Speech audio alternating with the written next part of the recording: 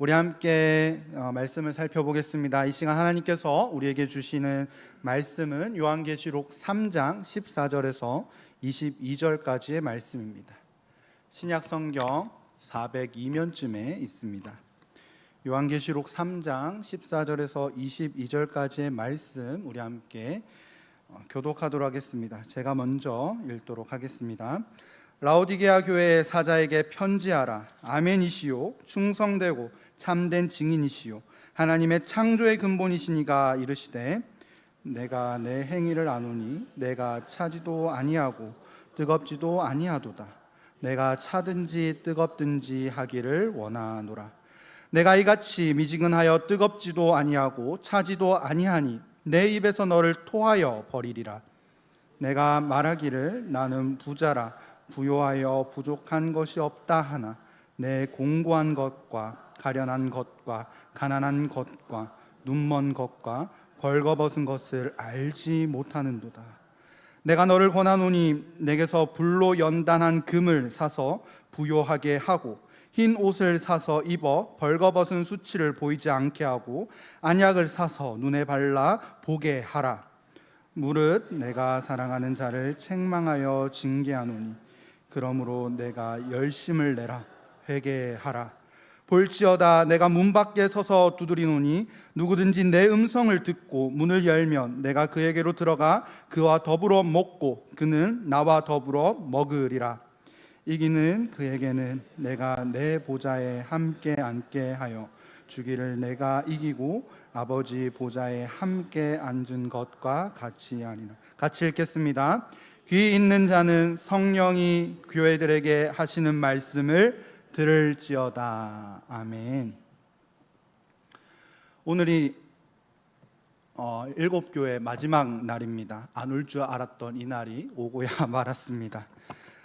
설교를 준비하면서 때때로 큰 고민에 빠질 때가 있습니다. 성경의 본문이 너무나도 인간의 죄악과 타락을 적나라하게 보여주고 있기 때문에 그렇습니다. 성경은 때로는 하나님의 심판이 얼마나 무섭고 두려운지, 인간이 하나님을 떠났을 때 얼마나 끔찍한 상태로 전락할 수 있는지 낱낱이 보여줍니다. 이러한 본문을 마주할 때 과연 어떻게 성도들에게 전해야 할지 목회자로서 설교자로서 두려움과 고민이 앞설 때가 있습니다. 그러나 우리가 성경을 끝까지 읽고 묵상하면서 나눠야 하는 이유는 모든 말씀의 끝이 결국 하나님의 은혜와 사랑으로 마무리되기 때문입니다. 성경은 죄를 지적하고 잘못을 밝히는 것 자체에 목적이 있는 것이 아니라 그 가운데에서 하나님께서 어떻게 회복시키시려는지, 어떻게 은혜로 다시 살게 하시는지를 알려주고 있습니다. 오늘 우리가 함께 나눌 요한계시록 3장 14절에서 22절의 말씀도 그러합니다.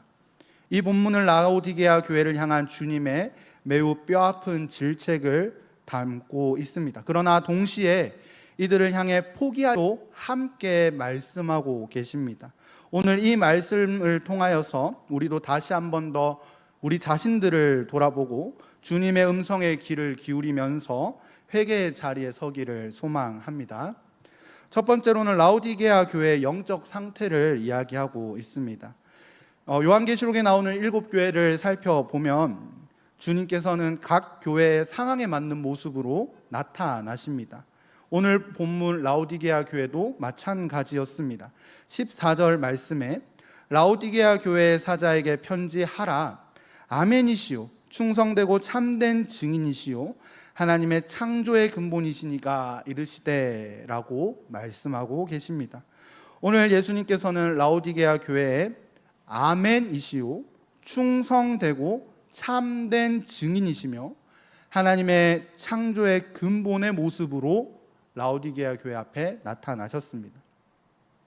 왜 예수님은 이런 모습으로 나타나셔서 라오디게아 교회에게 말씀하셨는지를 살펴보겠습니다. 먼저 오늘 본문을 살펴보면 예수님께서는 아멘, 즉 진리 자체로 나타나셨습니다. 아멘은 확실하고 분명한 진리를 가리킵니다. 예수님은 진리이시며 진실이시고 옳으신 분이십니다. 또한 충성되고 참된 증인이십니다. 그렇게 예수님을 자신을 소개하고 계십니다. 증인은 어떠해야 합니까? 증인은 반드시 진실하고 분명해야 합니다. 자신이 본 것과 들은 것과 경험한 것에 확신이 있어야 하지요. 만약에 증언을 해야 하는데 모호한 말로 또는 애매한 태도로 증언을 하면 그 내용은 받아들일 수가 없습니다. 그런 것 같아요. 아닐 수도 있을 것 같은데요. 이렇게 말을 하면 법정에서는 이 사람의 말을 채택하지 않습니다. 증언으로 아무런 효력이 없습니다. 분명하고 확실하게 사실과 진실만을 말해야 합니다. 이처럼 아멘이신 예수님은 충성되고 참된 증인으로서 고난과 죽음 앞에서 끝까지 하나님을 증언하셨습니다. 예수님께서는 십자가의 고난과 죽음을 통해 끝까지 하나님에 대하여 말씀하셨습니다. 예수님의 삶 자체가 하나님을 증언한 삶입니다. 무엇보다 부활하심으로써 하나님의 살아계심과 새 창조를 몸소 보여주셨습니다. 그리스도께서는 하나님의 창조 사역의 근본이시라는 것을 오늘 본문을 통해 밝혀주고 계십니다. 그렇다면 교회란 어떤 존재입니까? 또한 성도는 어떤 사람입니까? 교회는 아멘, 즉 진리를 수호하고 증언하는 공동체입니다. 진리가 없다면 교회가 아닙니다. 진실을 간직하지 않는다면 성도라 할 수 없습니다. 교회의 능력은 진리와 진실을 증거하는 데에서 나옵니다. 그렇다면 우리가 증거해야 할 진리는 무엇이겠습니까? 바로 하나님께서 예수 그리스도를 통하여 세상의 죄를 용서하시고 부활을 통해 이 세상을 새롭게 창조하실 것이라는 약속, 이것이 바로 우리가 지켜야 할 복음의 핵심입니다. 예수님께서 라오디게아 교회에게 이러한 모습으로 나타나신 이유는 바로 이 라오디게아 교회가 증언의 기능을, 증인의 기능을 상실했기 때문입니다. 15절에 주님께서는 이렇게 말씀하고 계십니다. 내가 내 행위를 아노니 내가 차지도 아니하고 뜨겁지도 아니하도다 라고 기록합니다.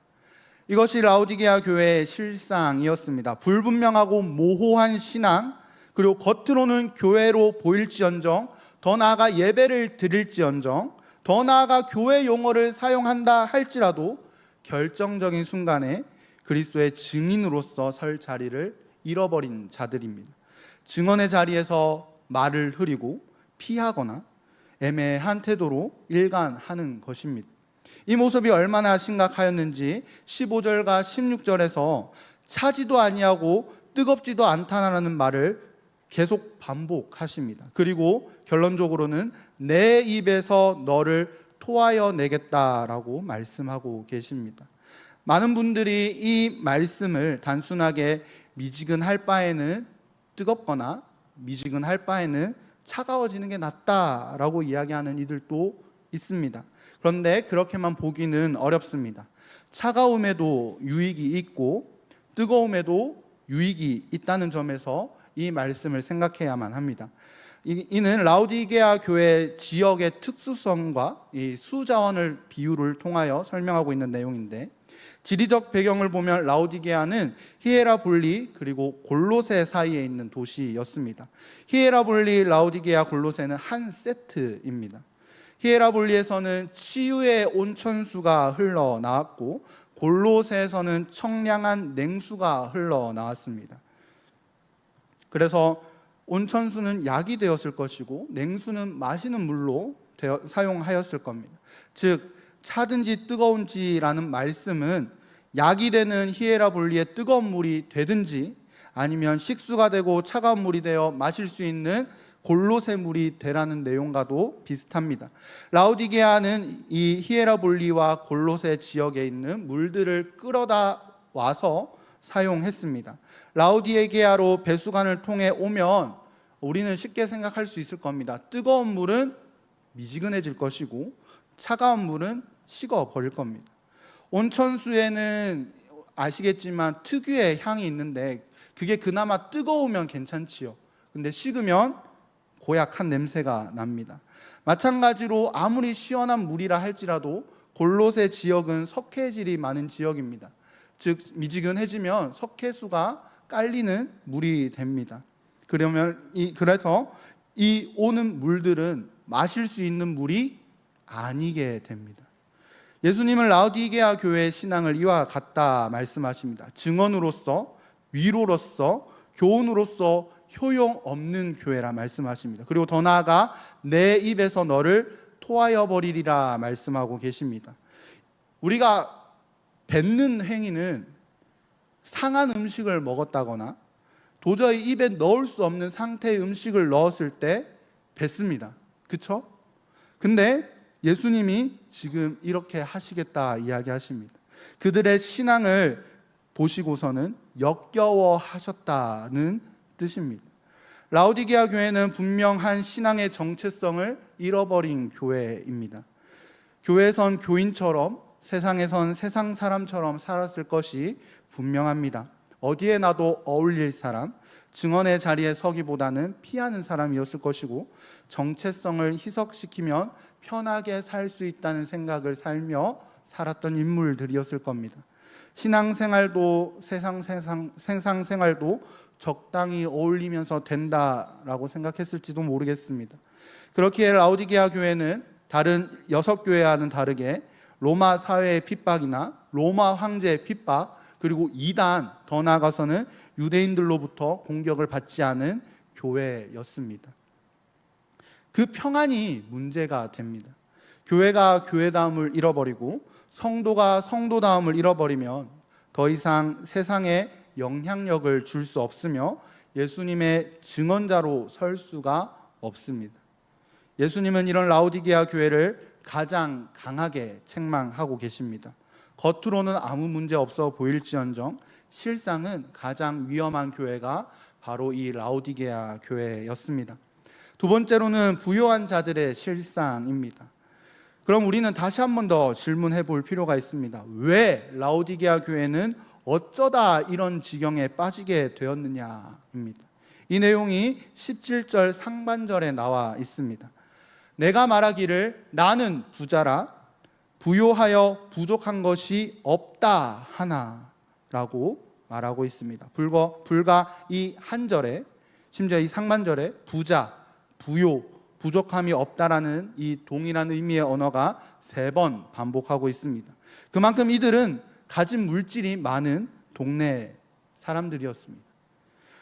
왜냐, 라오디게아는 당시 아시아에서 가장 부자 동네였습니다.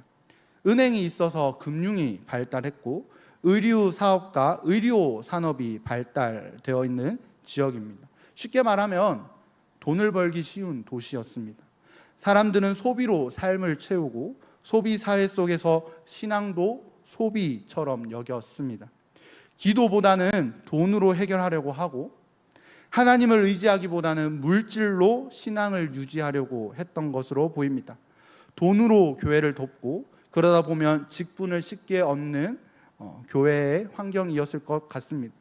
그 결과 이들은 물질의 풍요 속에서 신앙의 도전이나 변화의 필요성을 느끼지 못하게 된 것입니다. 지금 이대로도 하나님이 복 주고 계시는데 뭘 더 굳이 하면서 더 이상 일을 하지 않는 것을 볼 수 있습니다. 그런데 주님의 진단은 어떤지 살펴보겠습니다. 17절 하반절에 내 공고한 것과 가련한 것과 가난한 것과 눈먼 것과 벌거벗은 것을 알지 못하는도다 라고 말씀하고 계십니다. 겉으론 부자 같지만 실제로는 가난하고 눈이 멀고 벌거벗은 자들이다 이야기합니다. 여기서 벌거벗었다는 것은 즉 수치의 상태이며 눈이 멀었다라는 말은 자기 상태를 전혀 분별하지 못하고 있는 상태를 말합니다. 겉으로는 화려하지만 영적으로는 누추하고 초라한 불황자의 모습이었습니다. 주님이 보시기에 라오디게아 교회는 쉽게 가까이 하기 어려운 불쌍한 교회였습니다. 어쩌다 저렇게 되었을까 하는 탄식이 나올 만큼 불쌍한 교회였습니다. 가장 심각한 것은 가장 심각한 문제는 이런 상태라는 것을 라오디게아 교회가 알지 못했다는 겁니다. 우리는 종종 다른 사람들을 볼 때 이 상대방을 명확하고 정확하게 진단하고 판단합니다. 하지만 본인은 상대방의 이야기를 듣지 않는 사람들이 꼭 있어요. 예를 들면 몸이 아파 보이면 우리 뭐라 합니까? 낯빛이 어두워 보여? 병원 좀 가는 게 어때? 이러는데 이 말을 듣는 사람은 꼭 저같이 제 몸은 누가 제일 잘 알아요? 내가 제일 잘 알아요. 그러고 문제없다 이야기하는 겁니다. 그러면 도움을 줄 수도 받을 수도 없는 그런 상태인 거죠. 당사자가 인정하지 않는데 뭐 어쩌겠습니까? 답답하고 속 터져도 거기까지인 겁니다. 우리는 설득하는 것을 결국 포기해버리고 스스로 자신의 모습을 보고 깨닫기를 바랄 뿐이겠지요. 오늘 라오디게아 교회를 통해 우리에게 주시는 이 말씀이 중요한 이유는 우리 또한 물질 만능주의에 살고 있습니다. 돈이면 안 되는 게 없다라는 말이 애기들도 해요. 소비가 일상이고 물질과 신앙을 은근슬쩍 섞어 살아갑니다. 아니, 물질을 통해 편리함과 충족함을 전적으로 의지하며 살아갑니다. 우리 교회에서는 하고 있지도 않고 할 일이 없을 것 같아서 이런 이야기를 합니다만, 제가 사역했던 교회에서 이런 이야기들이 종종 들렸습니다. 식당 봉사를 외주에 맡기는 게 어떨까? 설거지를 외주에 맡기면 어떨까? 주차 봉사도 외주에 맡기면 어떨까 하며 그렇게 토론했던 것이 제 기억 속에 생각이 있습니다. 실은 이렇게 물질 만능으로 해결하는 것이 교회 안에도 있습니다. 어찌 보면 신천지보다도, 어찌 보면 핍박받는 것보다 더 교묘하게 우리들의 영을 갉아먹을지도 모르겠습니다. 이 시대의 기독교 가치관을 흔드는 일들이 많고 이단들도 많습니다. 그럴 때 뜨겁지도 차갑지도 않은 신앙은 사실상 아무런 능력이 없습니다. 그런데 물질 만능주의까지 와버리면 이것은 사람의 힘으로는 해결할 수 없는 문제까지 다다릅니다. 그렇기 때문에 예수님께서는 라오디게아 교회를 이렇게 강력하게 꾸짖는 것이지요. 그러나 예수님은 책망만 하시는 분이 아니시라 해결책도 주십니다. 18절 말씀인데 우리 18절 같이 한번 읽어보도록 하겠습니다. 시작. 내가 너를 권하노니 금을 사서 부요하게 하고 흰 옷을 사서 입어 벌거벗은 수치를 보이지 않게 하며 안약을 사서 눈에 발라 보게 하라. 아멘. 예수님께서는 지금 이 18절에 사라라는 말을 3번 말씀하십니다. 소비 자체의 문제를 삼으시지 아니하시고 문제는 무엇을 사고 어디서 사느냐에 대하여 말씀하고 계십니다. 정확히는 예수님을 시장으로 삼으라 말씀하십니다. 예수님께서 라오디게아 교회에게 금과 흰 옷과 안약을 사라 말씀하고 계십니다. 그런데 예수님께서는 누구에게서 사라 그러냐? 내게서 사라 말씀하십니다. 금과 옷과 이 안약은 아까 이야기하지 못했지만 라오디게아 교회의 특산품들이었습니다. 그리고 이제는 예수님께서 이것들을 예수님 자신에게로부터 사라 말씀하십니다. 즉 소비의 방향을 바꾸라는 것이지요. 시장 자체를 바꾸라는 이야기입니다. 그렇다면 예수님께서 주시는 이 영적인 금과 흰 옷과 안약을 얻기 위해서 우리는 무엇을 지불해야 하겠습니까? 바로 고난입니다. 예수님의 증인으로 살면 분명하게 믿음을 고백해야 할 때가 옵니다. 그때 우리는 손해를 경험할 수밖에 없을지도 모르겠습니다. 정체성을 밝히 드러낼 때 세상과 부딪힐 수밖에 없습니다. 그 대가가 바로 고난입니다. 성경에서 말하는 금은 우리가 미국 영화에서 보는 것처럼 금강에서 채취한 금이 아닙니다. 바로 불로 연단하여 불순물들을 제거한 금을 이야기합니다. 그리고 연단질은 즉 고난을 의미합니다. 즉 고난을 통해 신앙이 연단되어 순결해져서 점금같이 나와야 합니다. 히브리서 5장에서 예수님도 고난을 통하여 순종을 배웠다라고 이야기합니다. 우리 또한 고난을 피하지 않기를 바랍니다. 대가를 두려워하지 않기를 바랍니다. 예수님과 함께 고난 받음으로써 불로 연단되어 정금 같은 믿음을 소유하기를 소망합니다. 여기서 말하는 금과 흰옷, 안약이 단순한 영적인 의미만은 또 아닐 것입니다. 예수님께 고난을 지불하며 살아갈 때 하나님께서는 실제 삶의 필요를 채워주시기 때문입니다. 그러나 오늘날은 적어도 1세기 때보다는 더 위험한 시대입니다. 무엇보다 세상적이고 무엇이 성경적인지 분간하기 어려운 시대가 우리가 살고 있는 시대입니다. 신앙인으로 산다는 것은 복잡하고 피곤한 일입니다. 소비 하나, 돈 하나, 하나님의 뜻 안에서 분별해야 하기 때문입니다. 그러나 바로 이 시대야말로 말씀을 더 사모해야 할 때입니다. 하나님의 뜻을 찾기 위해 수고하고 그 수고를 통해 영적으로 깨어 있어야만 이 힘든 시기, 이 어려운 시대를 견딜 수 있습니다. 세 번째로는 문을 여는 자에게 주시는 상을 우리 함께 살펴보기를 원합니다. 앞서 말씀드린 것처럼 라오디게아 교회가 참된 증인으로 회복하기 위해서는 대가를 지불해야 된다 말씀드렸습니다. 그리고 우리는 왜 굳이 대가를 지불하면서까지 회복되어야 하는지를 살펴보려고 합니다. 또한 예수님께서는 왜 이렇게 당당하게 회개를 요구하시는지를 생각해 보려고 합니다. 그 이유는 예수님께서 여전히 이 라오디게아 교회를 사랑하고 있기 때문입니다. 19절입니다. 물은 내가 사랑하는 자를 책망하여 징계하노니 그러므로 내가 열심을 내라 회개하라 라고 말씀하고 계십니다. 라오디게아 교회를 책망하시고 구체적으로 어떻게 바꿔야 될지를 말씀하시는 이유가 앞에 읽은 것처럼 사랑입니다. 사랑. 여기서 사랑은 단순히 호의나 호감 정도가 아닙니다. 14절에서 예수님은 충성되고 참된 증인이라 자신을 소개하는 모습을 살펴보았습니다. 사랑은 끝까지 충성하는 것을 말합니다. 예수님께서 하나님께 끝까지 충성하셨습니다. 예수님은 하나님을 사랑하셨습니다. 그리고 예수님께서는 교회와 성도를 향하여 여전히 충성하고 계십니다. 무슨 말이냐? 교회를 향해 책망하시며 징계하시는데 그것이 감정적으로 이야기하는 것이 아니라 돌아오기를 바라는 사랑의 마음으로 하고 계시다는 겁니다. 주님의 사랑에 대한 우리의 반응은 어떻게 해야 되느냐? 회개하여야 합니다. 19절 마지막에 회개하라 라고 말씀하고 있습니다. 이 회개는 기독교 신앙의 핵심이며 사랑에 대한 유일한 반응입니다. 그리고 유일한 응답입니다. 마음을 돌이켜 우리도 끝까지 충성해야 하는 것입니다. 그렇다면 예수님의 사랑은 구체적으로 어떻게 나타나는지를 살펴보겠습니다. 20절인데 20절은 또 같이 한번 읽어보겠습니다. 시작.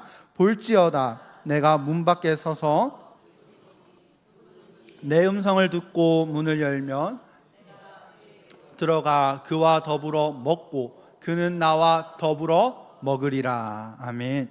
이 구절은 우리에게 너무나도 잘 알려져 있는 구절입니다. 하지만 이 말씀이 새신자나 전도 대상자에게 주어진 말씀은 아닙니다. 바로 신앙이 무뎌지고 영적으로 무너진 자들, 즉 지금 위기에 처한 성도들에게 주시는 말씀입니다.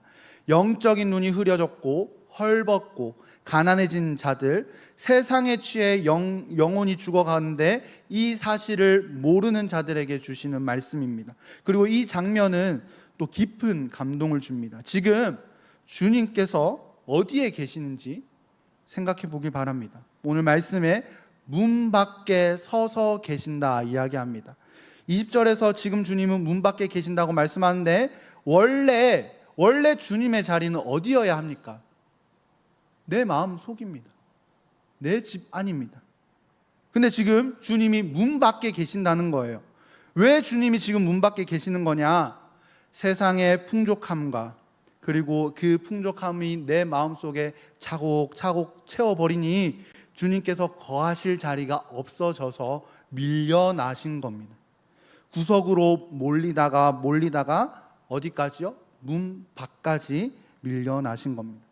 그런데 주님은 지금 문을 두드리고 계십니다.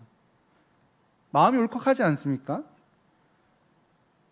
그러면서 주님께서는 내가 아멘이시오 충성되고 참된 증인으로서 너희들 문 앞에 있다 말씀하고 계시는 겁니다. 기분이 상했다면 저라면 이미 떠났을 건데 주님은 그러지 아니하시고 여전히 문을 두드리시며 말씀하고 계시는 겁니다. 왜요? 아까 말한 것처럼 사랑 때문에요. 끝까지 충성하시는 주님의 사랑 때문에요. 우리는 이 말씀 요한계시록 3장 14절에서 22절까지 이 전체 말씀을 이렇게 생각해 볼 수 있습니다. 예수님께서 이 말씀을 지금 어디에서 전하고 계시냐? 문 밖에서, 라오디게아 교회 문 밖에서 문을 두드리시면서 내 이야기 좀 들어줘 하면서 말씀하고 계신다는 겁니다. 또한 집 밖으로 밀려났다는 것 자체가 얼마나 자존심 상하겠습니까? 얼마나 속상하겠습니까? 그런데 문 밖에서 문을 두드리며 이렇게 말씀을 선포하고 계십니다. 왜요? 사랑 때문에. 사랑하는 성도 여러분, 우리는 이 사랑 때문에 살아가고 있는 겁니다. 우리는 예수님을 마음 밖으로 밀어낸 일이 한두 번이 아닙니다. 지금 이 자리에도 마음의 공허함을 느끼시는 분들이 계실 수 있습니다. 주님을 문 밖에로 밀어두고 세상의 것으로 채워보려고 열심을 다했을지도 모르겠습니다. 그러나 이런 우리들을 향하여 여전히 문을 두드리시면서 문을 열어줄래? 내 음성을 들어줄래? 하며 여전히 말씀하고 계시는 겁니다. 그럼 우리는 어떻게 해야겠습니까? 당연히 회개해야겠지요.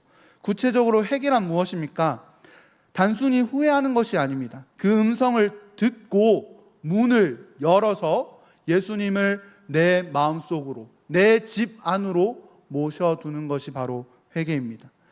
그리고 주님께서는 이 회개하는 것을 더 나아가서 연합의 자리로 말씀하고 계시는데, 성경은 하나됨과 연합을 풍성한 식탁 교제로 표현하고 계십니다. 오늘 말씀에 그와 더불어 먹고 그는 나와 더불어 먹으리라 라고 말씀하고 계십니다. 이는 단순히 동석을 의미하는 것이 아니라 완전한 연합을 의미합니다. 성경에서 말하는 교제는 그렇기 때문에 만나서 즐겁게 시간을 보내는 것이 아니라 하나 되는 것을 의미합니다. 그래서 성찬식이 중요한 것이지요. 성찬의 의미가 무엇입니까? 그리스도와 하나됨을 기념하고 확인하는 것입니다. 회개하고 나서 성찬에 참여하는 이유가 여기에 있습니다. 돌이켰다는 것을 인증하고 연합되었음을 확신하는 자리, 그것이 성찬입니다. 나와 더불어 먹으라는 이 말씀은 성찬을 나누는 장면을 의미합니다. 주님께서 우리의 문을, 우리의 마음 문을 두드리십니다. 우리 또한 이제 충성된 증인이 되어야 하지 않겠습니까? 더 이상 차지도 뜨겁지도 않은 신앙이 아니라 아멘이라 외치며 그리스도의 진리를 분명히 증언하는 자들이 되기를 소망합니다. 우리의 말과 행동에서 그리스도의 모습을 확실하게 드러내야 할 줄 믿습니다. 물론 이 길이 쉽지 않습니다. 손해도 따르고 세상 속에서 고민은 많아질 것입니다. 하지만 너무 두려워하지 않아도 됩니다. 그리스도와 연합한 자리는 곧 회복의 자리이기 때문입니다. 그 자리에서 불로 연단한 금을 살 수 있고 몸과 영혼을 위한 흰옷과 안약을 얻을 수 있습니다. 혹 지금 우리 사랑하는 성도님들 중에 영혼이 헐벗고 남루한 상태일지라도 문만 다시 열면 됩니다. 귀를 문에 대어 보길 바랍니다. 예수님께서 말씀하시는 소리, 우리의 상태를 말씀하시는 예수님의 음성이 들릴 것입니다. 그렇다면 아직 늦지 않았습니다. 지금 문을 열고 예수님을 다시 모시면 그분과 함께 먹고 마시게 되고 연합할 수 있습니다. 우리는 이 연합을 소망합니다. 더 나아가서는 그 안에 진정한 부요와 풍성함을 누리는 성도님들 되기를 소망합니다. 우리가 이 복잡하고 혼란한 세상 속에서 잠시 눈을 돌려 세상의 재물과 세상의 부요함으로 우리의 해결책으로 삼는다면 결국 우리의 영혼은 어두워지고 주님께로부터 멀어질 것입니다. 그렇지만 그렇지만 예수님께서 다시 문을 두드리시고 계십니다. 이 사실을 잊지 마시길 바랍니다. 놀랍게도 우리가 이 주님의 음성에 반응하여 문을 열었을 뿐인데 우리를 향하여 뭐라 하시느냐? 이긴 자라고 선언하십니다. 그리고 상을 약속하시는데 우리 함께 21절과 22절을 같이 읽어보도록 하겠습니다. 21절 시작. 이기는 내가 내 보좌와 보좌에 함께 앉는 것과 같이 하리라. 귀 있는 자는 성령이 교회들에게 하시는 말씀을 들을지어다. 아멘. 사랑하는 우리 천호교회 성도 여러분, 예수님과 함께 아버지의 보좌에 앉는 그 순간, 그 영광을 소망하기를 주님의 이름으로 축원합니다. 주님의 은혜가, 그리고 주님을 사랑하는 마음이, 주님 앞에 충성하는 마음이 더 나아가서는 하나님과 동행하고자 노력하는 우리 귀한 성도님 되기를 주님의 이름으로 소망합니다. 기도하도록 하겠습니다.